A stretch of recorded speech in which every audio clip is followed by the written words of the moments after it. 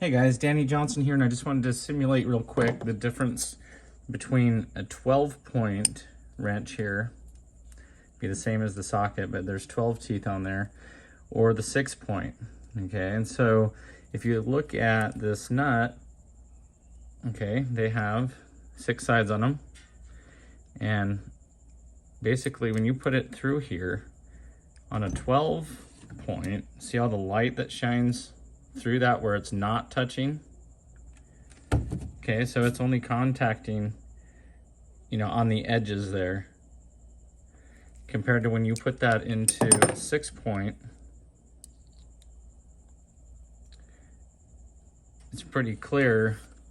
You can see how much it's contacting all the way on those flat surfaces. So that's why it's more likely to strip that out, because they're not equally matched. Now, there are some fasteners like the drive shaft bolts on the Mustangs, and they are a 12-point. So you do need the 12-point socket. It does kind of the opposite. So it just depends on which fastener you're using, but that's why it's best to keep it to the same count as the fastener. Okay, so there's the bolt on the drive shaft. So you can see that one is 12-point. So you do want a matching set to go onto that, or it'll strip just the same. So you want to keep those consistent.